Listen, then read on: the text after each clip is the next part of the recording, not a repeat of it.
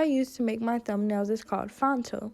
So first you're going to create a plain image. You're going to tap the first square and you're going to actually change the sizing. The YouTube thumbnail size is 1280 by 720. So that's what I'm doing here. Next, I'm going to show you how you change the colors. So there's so many different color options to choose from and so many different designs you can create. So you can actually create gradients, but on top of that, you can actually do half vertical, horizontal, however you like. Just hit the second box that says empty and choose a different color.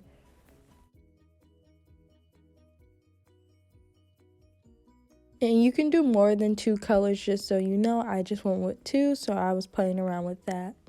Next, we're going to actually save it. So you don't technically have to save it, but I always hit use and save. And then we're going to add text. To add the text, you literally just hit anywhere on the screen and add the text of your choice. And there's so many different fonts to choose from, as you see here.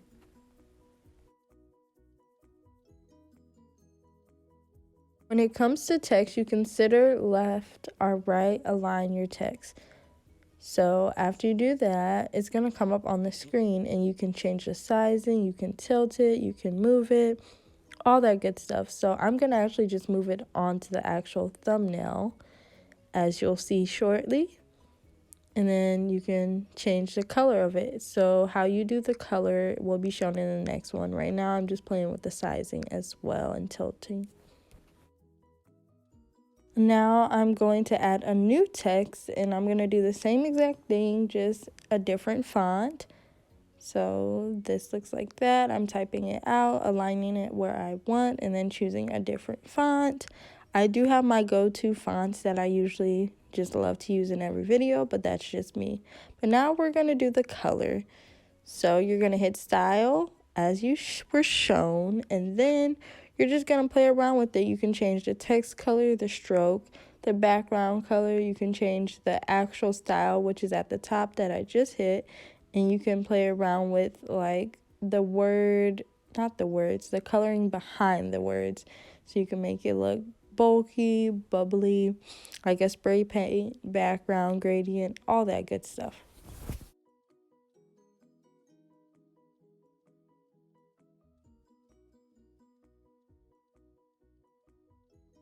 After playing around with it for a while, I decided what I want and the colors I want. I'll probably change it again because that's a YouTuber for you. It's never good enough.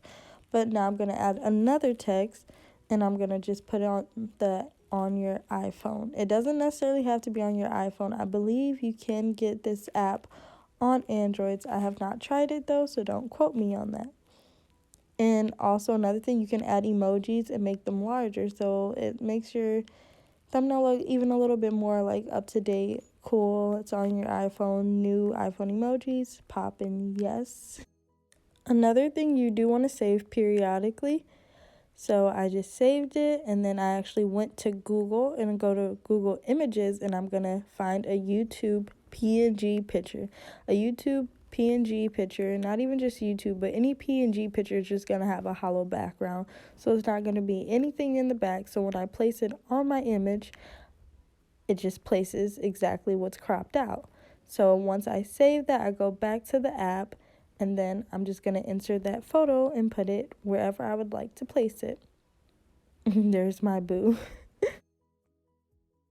Now I'm going to just move it around and play with it as I'd like, which is very simple. Sizing, you could change just the width, you can change just the length.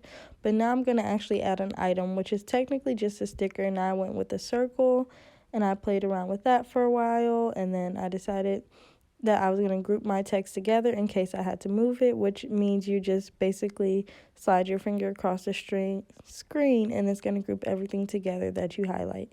I moved my circle over the play button just because I'm like, it's something to add, just so you guys know how to do it. One of the last things I do is just move everything around, get it how I want.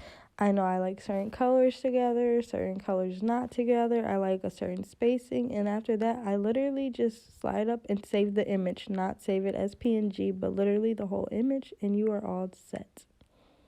And there's it in my photos.